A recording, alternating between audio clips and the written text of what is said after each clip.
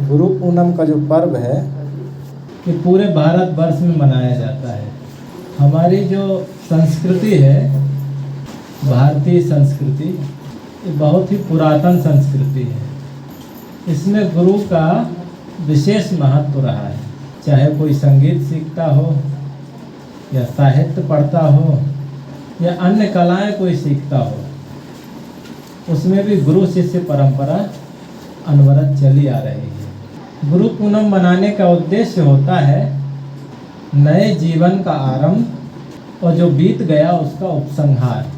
पहले गुरुकुल हुआ करते थे, तो गुरुकुल का आरंभ आज के दिन ही होता था। आज के दिन गुरु की पूजा करके शिक्षा आरंभ और एक उपसंहार सत्र होता था कि वर्ष भर में गुरु से जो सीखा है उसको याद करना, उस शिक्षा और उपदेश को अपने जीवन में आचरण करने के लिए संकल्पित होना, ये उपसंहार सत्र।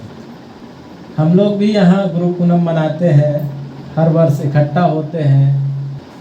तो पहले जो लेकर के गए थे, अब वो सब का सब याद है क्या? कुछ याद होता है, कुछ भूल जाते हैं, बहुत कुछ भूल जाते हैं। अब उसका फिर से पुनरावृत्ति होगी। हम नए तरीके से फिर अपने आप को संकल्पित करेंगे कि हम गुरु के बताए मार्ग पर चलें। कोई भटका हुआ हो, रास्ता भूला हो, परेशान हो, दुखी हो, भूखा हो, निर्धन हो, कोई उसको धन दे दे, उसकी भूख दूर कर दे, भोजन दे दे, कपड़ा दे दे, लेकिन इस सब से वो अपनी मंजिल पे नहीं पहुंच सकता। कोई उसे सही रास्ता दिखा दे, उसकी मंजिल दिखा दे, वो है गुरु। संसार में हम जी रहे हैं, अनेक लोगों का सहयोग सानिध्य हमको मिल रहा है, लेकिन जीवन में यदि गुरु नहीं मिला है तो जीवन अभी शुरू ही नहीं हुआ है। हमारे जीवन का लक्ष्य क्या है, हम क्यों जी रहे हैं, ये जो आखिरी पहुंच है ना, इसके लिए गुरु की आवश्यकता है। बगैर गुरु के, सद्गुरु के ये काम होने वाला नहीं है। हम सबकी ये यात्रा आज से या कुछ वर्षों से या हमने जब से जन्म लिया तब से शुरू नहीं है। ये यात्रा जन्म जन्मांतर से चल रही है। अब ये कहाँ पूरी होगी, उसका ठिकाना गुरु ही दे सकता है। संसार से जो सेवा और सहयोग हमको मिल रहा है, उससे हमारी गुजर हो सकती है और हो रही है। उसके बगैर तो काम चलेगा नहीं। गुजर तो चाहिए, भोजन चाहिए, वस्त्र चाहिए, रहने की जगह चाहिए, जो संबंध बने हैं उसमें विश्वास और प्रेम चाहिए।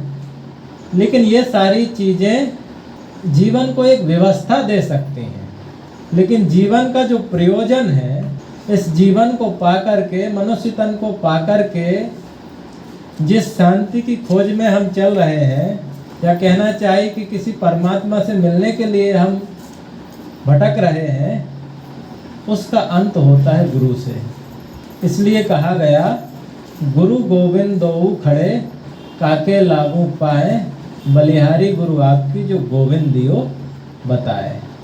चाहे हम अपना स्वरूप कहें या परमात्मा कहें या ईश्वर कहें, ये शब्द अलग अलग हो सकते हैं, लेकिन इतनी बात हम सब समझ सकते हैं और बड़ा सहज रूप में समझ सकते हैं कि वो कोई भौतिक जगत में पाई जाने वाली कोई वस्तु नहीं है, जिसे हम भक्ति करके, भजन करके, कीर्तन करके, संगीत करके, व्रत करके, तप करके, यज्ञ करके, हवन तर्पण करके प्राप्त कर लेंगे।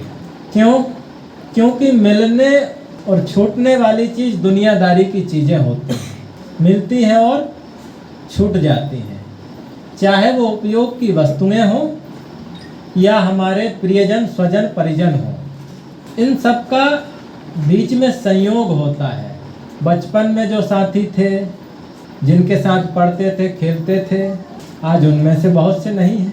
बचपन में जो चीज़ों के साथ हम खेलते थे, उपयोग करते थे, वो चीज़ें नहीं हैं।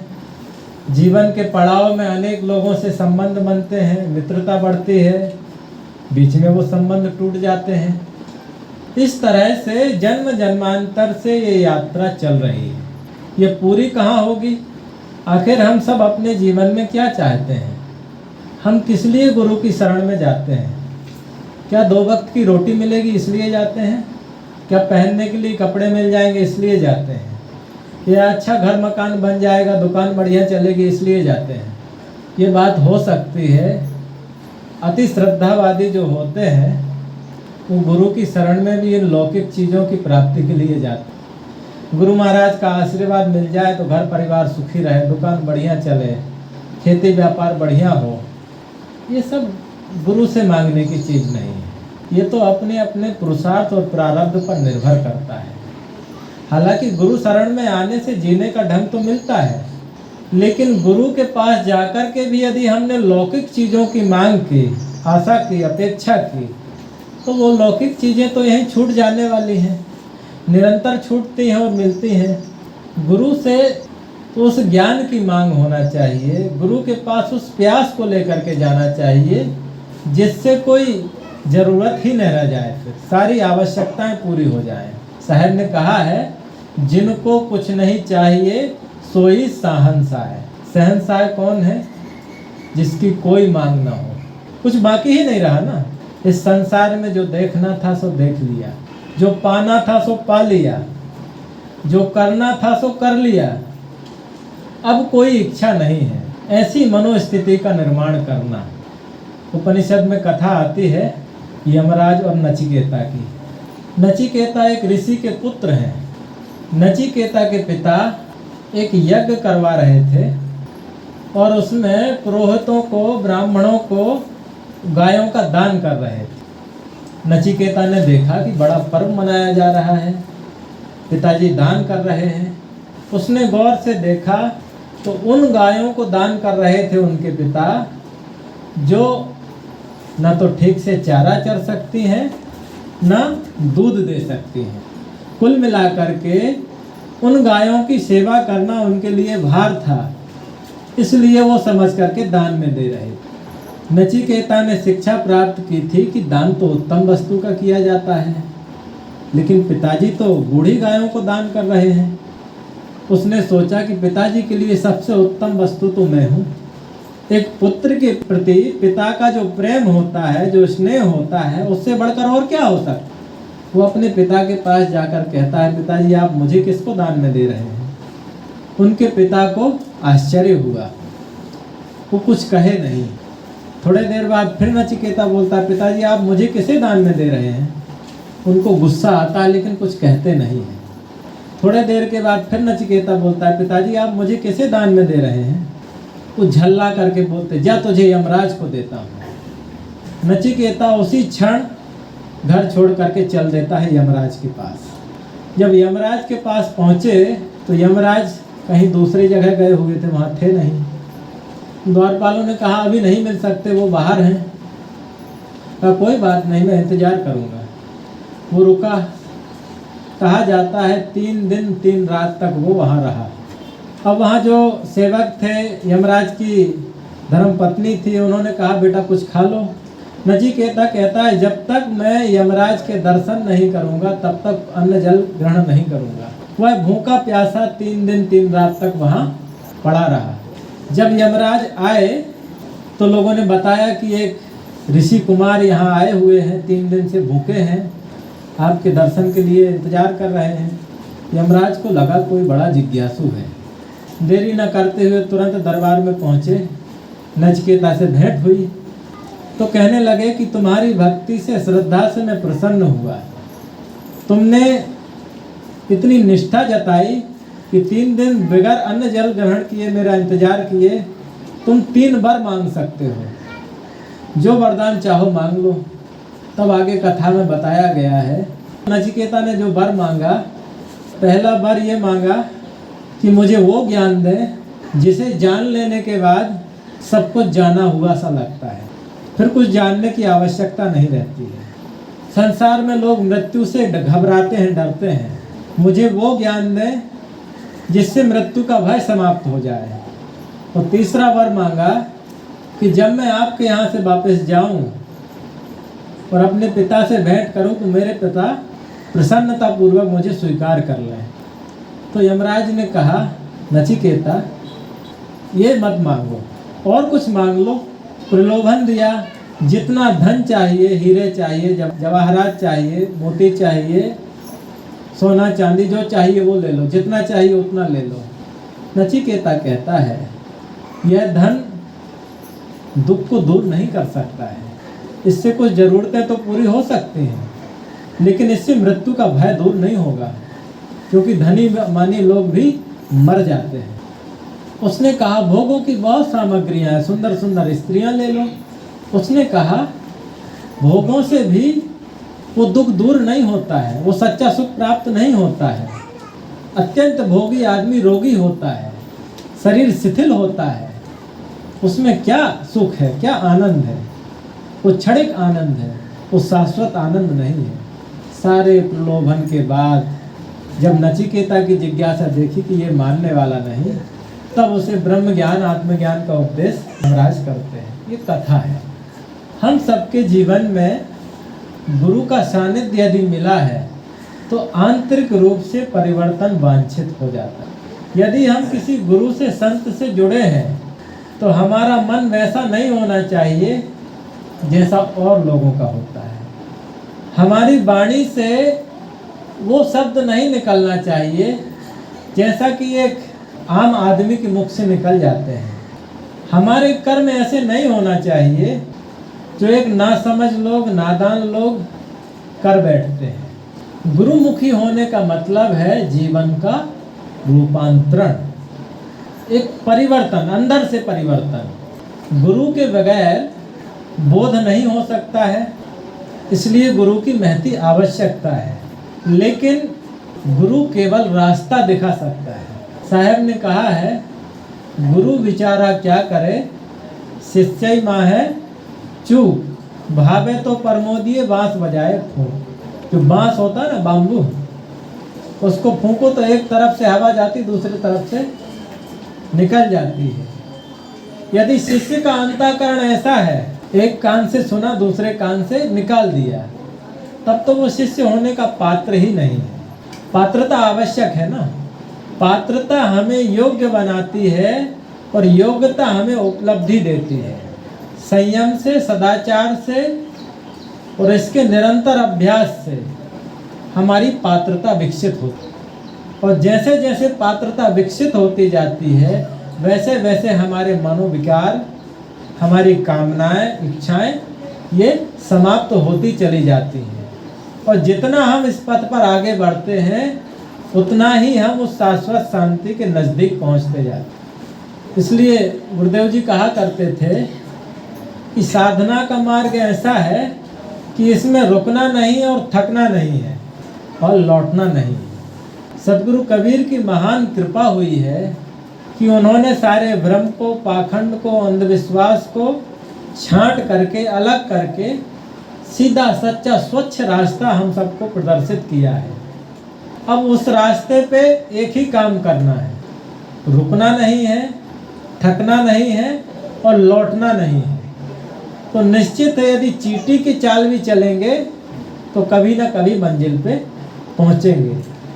जो आदमी थक जाता है, रुक जाता है, लौट जाता है, उसको मंजिल नहीं मिलने वाली है।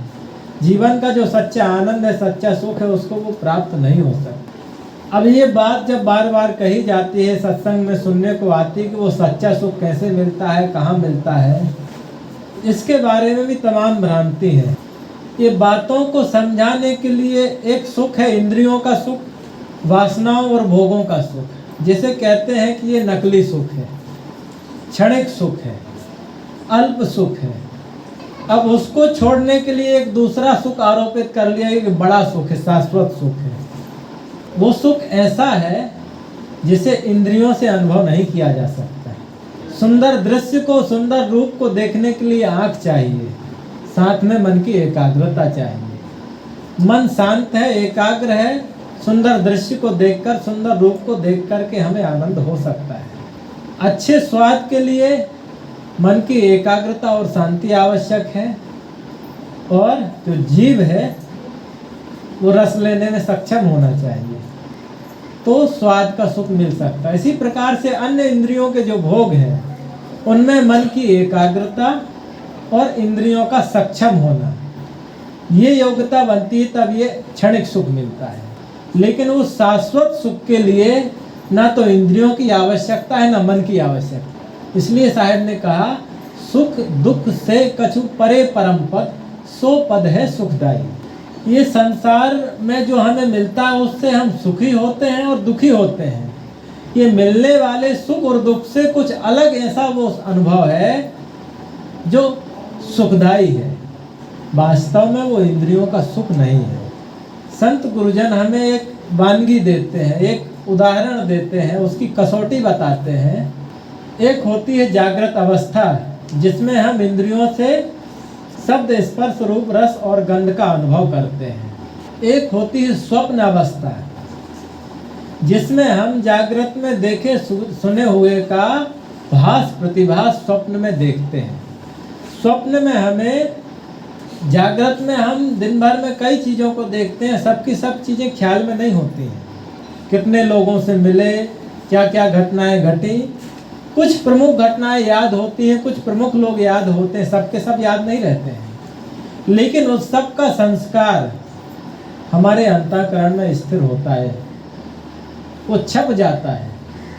जैसे पहले वो एक कैमरा हुआ करता था ना, जिसमें रील लगती थी, नेगेटिव होता था, फोटो खींचने पर वो नेगेटिव में छप जाती थी। ऐसे ही आँख से जो हम दृश्य देखते हैं, कान से जो सुनते हैं, वो सारी चीज़ें अंतःकरण में स्टोर होते चली जाती हैं।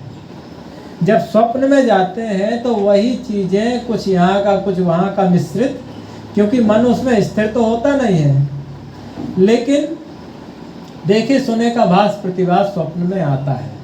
उसको देख करके हम सुखी होते हैं और दुखी होते हैं।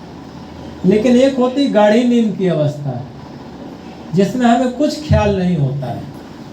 जागने पर पता चलता है कि अच्छी नींद आई, और उस गाढ़ी नींद जब आती है तो उसमें हमारा शरीर एकदम स्वस्थ महसूस करता है, तंदुरुस्त महसूस करता है, सारी थकान मिट जाती है। वो स्थिति क्या है?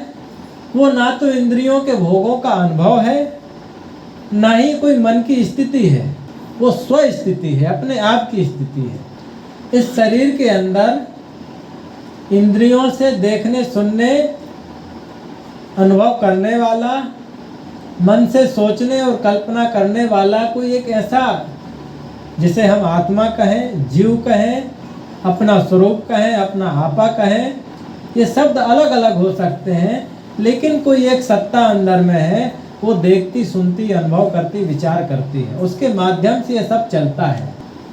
जब वो इंद्रिय और मन के संपर्क में नहीं रहती है तो वो अपने आप में रहती है। अब आपने देखा कि गाढ़ी नींद में कोई शिकायत नहीं होती है, कोई चिंता नहीं होती है, कोई क्रिया नहीं होती है, एकदम गहरी शांति, उसे कहते हैं शाश्वत सुख। लेकिन ये तो एक अवस्था जन्य है।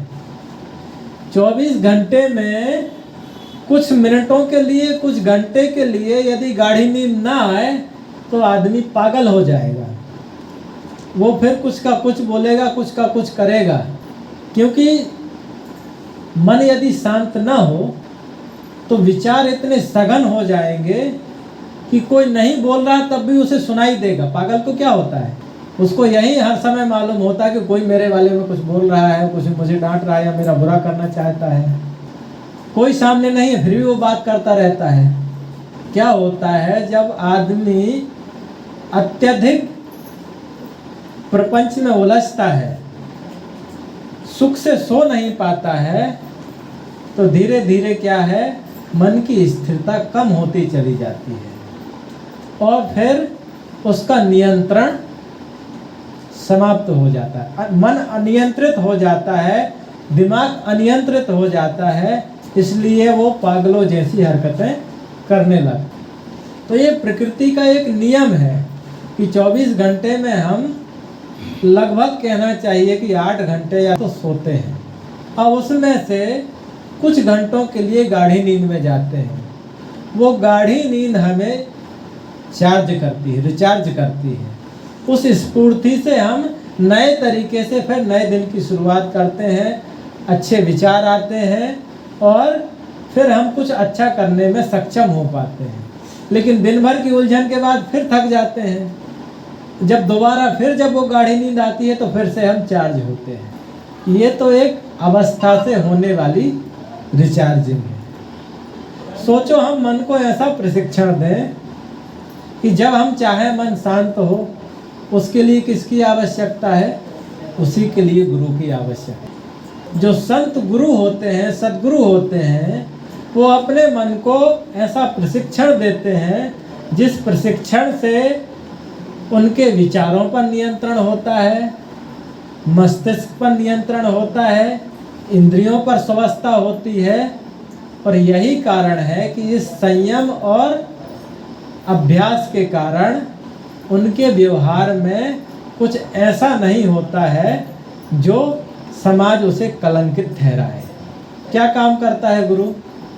शरीर को संयमित रखता है, इंद्रियों को संयमित रखता है, आहार विहार को संयमित रखता है, सोच को संयमित रखता है और मन को एकाग्र करने के लिए ध्यान चिंतन करता है। यही रास्ता है ना। अब आप सोचो कि ये तो साधकों के लिए हो गया, विरक्तों के लिए हो गया, संतों के लिए हो गया, गृहस्थों के लिए कोई अलग मार्ग होगा। और लोगों ने ढूंढा भी है। मंदिर में जाके मत्था टेक देंगे, काम बन जाएगा, वो शाश्वत सुख मिल जाएगा। किसी गुरु के चरण में जाके मत्था टेक देंगे, गुरु महाराज आशीर्वाद दे देंगे, वो सच्चा सुख मिल जाएगा। कोई मंत्र, कोई जप, कोई तप, कोई यज्ञ, कोई हवन, कोई तर्पण, कोई परिक्रमा, ये सब कर लेंगे तो वो सच्चा सुख, शाश्वत सुख मिल जाएगा। ये मार्ग अधूरा है। इसमें हम भटक तो सकते हैं, थोड़ा सात्विक मनोरंजन भी हो सकता है। जब करोगे तब करोगे, थोड़ा मन की एकाग्रता बढ़ सकती है, लेकिन अंदर में कोई भ्रम ना हो, कोई संशय ना हो, वो तो गुरु के सच्चे बोध से ही मिलेगा। अब उसके लिए निर्भ्रांत गुरु की आवश्यकता है, जिसके ज्ञान में कोई भ्रांति ना हो, कोई अंधविश्वास ना हो, कोई पाखंड ना हो। ऐसा गुरु मिले और वो सच्चा बोध मिलने के बाद हम अपने आप को उसमें ढाल लें, गुरु के बताए हुए ज्ञान को अंदर में पचा लें, तब हम उस पात्रता को विकसित कर सकते हैं जिसको हम चाहते हैं। चाहे हम गृहस्थ के कपड़े में हों या साधु के कपड़े में हों, रास्ता एक ही है, दो नहीं है। वो है आंतरिक परिवर्तन। कपड़े का कोई रोल ही नहीं है। कपड़े का मात्र इतना रोल है कि साधु का कपड़ा है तो रोटी की व्यवस्था हो जाएगी, तन ढकने की व्यवस्था हो जाएगी, रहने की व्यवस्था हो जाएगी, बीमार पड़ोगे तो औषधि की व्यवस्था हो जाएगी। इसके लिए जो साधु है उसको खुद प्रयत्न नहीं करना पड़ेगा, उसको खुद धन कमाने नहीं जाना पड़ेगा, उसको खुद भोजन का प्रबंध नहीं करना पड़ेगा। ये समाज उसको देती है, ये भक्त लोग उसकी व्यवस्था करती है। ये भक्त समाज ये चाहती है कि उसके बदले में गुरु से हमको कोई कुछ ज्ञान मिलेगा, कुछ बातें सीखने को मिलेंगी, इसलिए वो व्यवस्था कर देते हैं। क्या इतने मात्र से काम हो जाएगा? क्या गृहस्थों को कपड़े नहीं मिलते हैं? क्या गृहस्थों को खाने को नहीं मिल रहा है? क्या गृहस्थों के पास मकान नहीं है? ये जो सुविधा आप चाहते हो, देखो दो बातें हैं। सबके सब घर में नहीं रह सकते। जिनके अंदर उत्कट वैराग्य है, उस सच्ची शांति के लिए, साधना के लिए प्रबल इच्छा है, वो तो बांध के रखो तो नहीं रुकने वाला। वो अपनी मंजिल के लिए सारे बंधन छोड़ के निकल ही जाएगा। अब जिसकी कामना इच्छा वहाँ फंसी हुई है संसार में, उसे पकड़ कर ले आओ तो टिकने वाला नहीं, वो वापस लौट जाएगा। तो ये अच्छी व्यवस्था है कि एक आधार बना दिया गुरु को। गुरु को हमने एक आधार माना कि उनके पास जाएंगे, बैठेंगे, उनसे ज्ञान की बातें सुनेंगे और अपने जीवन का उद्धार करने के लिए प्रयत्न करेंगे। उनकी सेवा भक्ति से हमारा उद्धार हो। एक बात ध्यान में रखना, गुरु की साधना से आपका उद्धार नहीं हो सकता। गुरु की साधना से आपको प्रेरणा मिल सकती, साधना खुद करना पड़ेगा। साहब ने कितना बढ़िया कहा है, जो तू चाहे मुझको छाण सकल की आस, मुझी ऐसा होए रहो सब सुख तेरे पास। कहा जाता है सतगुरु कबीर देव गुजरात भ्रमण पे गए हुए थे, तो गुजरात में भरूच जिले में एक टापू है, नर्मदा नदी का टापू। चारों तरफ से नर्मदा नदी बहती है, बीच में टापू है। वहाँ एक वृक्ष है, वट वृक्ष, बहुत पुराना है, तो उसकी जो शाखाएं निकलती गई वो जमते जमते फैल गया। अब पता नहीं चलता कि मूल पेड़ कौन सा है। कई सारे पेड़ तैयार हो गए हैं, बरगद का झाड़। तो वहाँ तत्वा और जीवा नाम के दो ब्राह्मण साधना करते थे। जब साहब वहाँ पहुँचे तो वो साहब की शिक्षा और उपदेश से बहुत प्रभावित हुए। कुछ दिन साहब वहाँ रहे, जब चलने लगे तो उन्होंने कहा, गुरुदेव आप यहीं रुकिए, हम आपकी सेवा करेंगे। उस समय साहब ने कहा, जो तू चाहे मुझको छाड़ सकल की आस, मुझे ऐसा होए रहो सब सुख तेरे पास। यदि तुम मुझे चाहते हो तो मेरे जैसे बन जाओ। क्यों चाहते हो मुझे? क्योंकि मेरा सोचना, मेरा बोलना, मेरे जीने का ढंग तुम्हें पसंद आता है। हम किसी आदमी को क्यों पसंद करते हैं? क्योंकि उसके कुछ विचारों से हम प्रभावित होते हैं, उसके बोलने के ढंग से हम प्रभावित होते हैं, उसके काम करने की शैली से हम प्रभावित होते हैं, इसलिए वो हमें अच्छा लगता है। तो क्या उसको देख देख करके खुशी मनाते रहेंगे, काम हो जाएगा? वो कब तक आपके पास बैठने वाला है? या तो आप छोड़ दोगे, नहीं तो वो छोड़ देगा। साहब ने कितना बढ़िया रास्ता दिया है, मेरे जैसे हो जाओ, वो आनंद तुमको मिल जाएगा। तो हम संत गुरु में श्रद्धा करते हैं, किसके नाते? उनके ज्ञान के नाते, उनकी रहने के नाते। एक साधक का जैसा मन होता है और जैसा मन होना चाहिए वैसा मन हमारा बने। एक सत्संगी सज्जन भक्त होने के नाते हमारा बर्ताव जैसा होना चाहिए वैसा बर्ताव हम करें। ये काम तो खुद करना पड़ेगा ना। पैसा कमाने के लिए हम मेहनत करते हैं, खाने के लिए मेहनत करते हैं, गुजर की चीज़ों की व्यवस्था के लिए हम मेहनत करते हैं। दिन भर में कितनी बार खाते हैं? 2 बार या 3 बार, इतना ही खाएंगे ना। उसके लिए कितना मेहनत करते हैं? दिन भर काम करते कि नहीं करते? कोई खेती करता है, कोई नौकरी करता है, कोई व्यवसाय करता है, कोई मजदूरी करता है। किस लिए करता है? कहते हैं पापी पेट के लिए। तो बहाना बड़ा अच्छा है, पापी पेट। वो इतना भी पापी नहीं है कि कुंटल 2 कुंटल दिन भर में खाए। किलो 2 किलो में दिन भर का काम हो जाता है। हो जाता है कि नहीं हो जाता है? जोड़ के कितना रखते हैं? पूरे जीवन भर में कितने कुंटल खा पाएंगे? पेट पापी नहीं है, उसको थोड़ा सा चाहिए, उसकी व्यवस्था हो जाती है। जो ज़्यादा करते हैं ना, वो तो मरने के बाद कहीं वो काम आएगा ना धाम में, क्योंकि तो वहाँ कमाना तो पड़ेगा नहीं। वो मोक्ष में, कल्याण में काम आएगा जो जोड़ जोड़ के रखते हैं। जोड़ना बुरा नहीं है, व्यवस्था करना चाहिए। बेईमानी ये है कि पेट को भूख मिटाने के लिए बहुत समय निकालते हैं, गुजर की चीज़ों को इकट्ठा करने के लिए बहुत समय निकालते हैं, बहुत समय देते हैं, मेहनत करते हैं। लेकिन जो सच्चा सुख है, जो हमारे जीवन का उद्देश्य है, जो हमारे मनुष्य होने का मतलब है, उसके लिए हम थोड़ा भी प्रयास नहीं करते। यदि धक्के खाना अच्छा लग रहा है तो भाई फिर उसी में आनंद है तो खाते रहिए धक्के। उस क्षणिक सुख में आनंद मान रखा है, उस सुख से संतोष नहीं होता है, मनोविकारों से तृप्ति नहीं मिलती है। जब जब हम क्रोध करते हैं पश्चाताप हाथ लगता है, जब जब हम मोह करते हैं मन में ग्लानि होती है, जब जब हम लोभ करते हैं दुख होता है। लेकिन कल फिर वही गलती, परसों फिर वही गलती। कहते हैं एक बार ठगावे 52 वीर कहावे, और बार बार ठगावे तो गप्पूनाथ कहावे। उन्हीं मन इंद्रियों से बार बार ठगा रहे हैं ना। अब भले कितने बड़े गुरु के हम शिष्य हों, या हमारा गुरु कितना श्रेष्ठ हो, कितना पूज्य हो, कितना साधक हो, लेकिन वो तो गुरु है ना, हम तो गप्पू ही नाथ है ना। ये हो रहा है, बड़े गुरु की होड़ चल रही है। आदमी का खुद का कुछ पता नहीं कि मैं क्या हूँ, मेरी मनोस्थिति क्या है, मेरे विचार कैसे, मेरा जीवन कैसा है। वो सोचते हैं कि हमारा काम तो गुरु कर रहे हैं, हमारे बदले वो ध्यान लगा लेते हैं, वो साधना कर लेते हैं, भक्ति कर लेते हैं। हमको तो भंडारा जिंदाबाद, जाएंगे भंडारा खाएंगे, मस्त हो जाएगा, उतने में उद्धार हो जाएगा। ये धोखा से कल्याण होने वाला नहीं है। जवाबदारी लेने से काम पूरा होता है। मेरा उद्देश्य मेरे जीवन को सफल बनाना है। ये जवाबदारी जब हम अपने ऊपर लेते हैं तब हम उस साधना पथ में आगे बढ़ कर के सफल हो सकते हैं, अपनी मंजिल को पा सकते हैं। नहीं तो गाते रहें, भजन बजाते रहें, ढोल मजीरा। हम लोग कहते हैं ना कि लोगों को ज्ञान नहीं है, इनको बोध नहीं है, मंदिर में सिर पटक रहे हैं, तीर्थों में भटक रहे हैं। ये भी भटक नहीं है।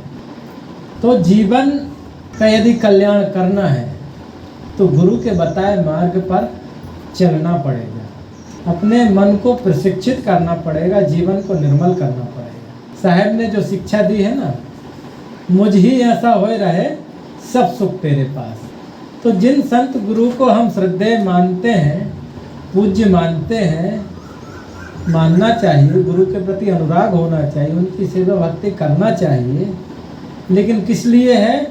वो इसलिए है कि उनका ज्ञान हमारे अंदर आचरित हो। जैसे गुरु का जीवन है वैसे हमारा जीवन बने। अब नहीं वैसा बन पाता है तो जितना हो उतना तो चले। तो रास्ता जितना कटेगा उतना सफ़र कम होगा। यदि मंजिल दूर है, मैंने पहले कहा था, रुकना नहीं है, थकना नहीं है, लौटना नहीं है, तो चींटी की चाल भी चलेंगे ना तो पहुंच जाएंगे। ये गुरु पूनम मनाने का मतलब यही है कि हमें अपने अंदर झांकना है, दूसरे गुरु भाई को नहीं देखना है, परिवार के सदस्यों को नहीं देखना है, पड़ोसियों को नहीं देखना है कि वो कैसा जीवन जी रहे हैं। इसलिए साहिब ने कहा ना, सपने सोया मानवा खोल जी देखे नैन, जीव पड़ा बहु लूट में ना कछु लेन न देन। क्या लेना देना है दूसरे के जीवन से?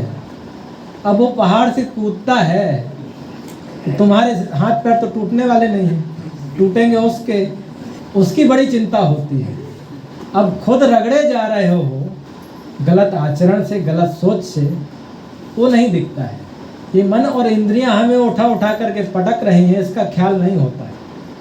ये रास्ता अकेले का है, गुरु अकेला पहुंचेगा, चेला अकेला पहुंचेगा। इसमें एक दूसरे के सहयोगी हो सकते हैं, गुरु से हमें बोध मिल सकता है, चलना तो खुद पड़ेगा। एक सुविधा मिल सकती है, जैसे मकान बना लिए तो रहने की सुविधा मिल गई, गुरु बना लिए तो साधना में एक सुविधा मिल गई। क्योंकि एक जिस गुरु ने, संत ने साधना की है, अनुभव किया है, उसे मालूम है कि वो रास्ता कैसा है। अपना अनुभव बताएगा, उस ढंग से चलोगे तुम भी पहुंच जाओगे। एक व्यवस्था तो मिली, साधन चाहिए ना। गुरु हमें साधन उपलब्ध कराता है, वो निर्भ्रांत बोध देता है, लेकिन चलना स्वयं को है, मेहनत स्वयं को करना है। तो जागने की आवश्यकता है, सजगता की आवश्यकता है। ये जो बेहोशी है ना, यही दुख का घर है। हम बहुत सत्संग सुनते हैं, बहुत ज्ञान की बातों को जानते हैं, सदग्रंथों को पढ़ते हैं, लेकिन वो सजगता ना होने के कारण स्मरण में नहीं रहती है। एक छोटा सा उदाहरण दूं, एक राजा को अपनी वृद्धावस्था में ये ज्ञान हुआ कि जीवन तो ऐसे ही निकल गया, सच्चा सुख नहीं मिल पाया, आनंद नहीं मिल पाया, व्यर्थ में जीवन चला गया प्रपंच में। उसका एक सुंदर बालक था, अपनी तरुणाई में था वो बालक। उसने सोचा कि मैं अपने बालक का जीवन ऐसे बेकार नहीं जाने दूंगा, उसे धर्म की शिक्षा दिलवाऊंगा। बालक भी बड़ा तेजस्वी था, समझदार था। उसने मंत्रियों से कहा राजा ने कि किसी गुरु की खोज करो, मैं अपने पुत्र को उसकी शरण में दूंगा ताकि वो धर्म की सच्ची शिक्षा प्राप्त कर सके, अध्यात्म का सच्चा बोध प्राप्त कर सके।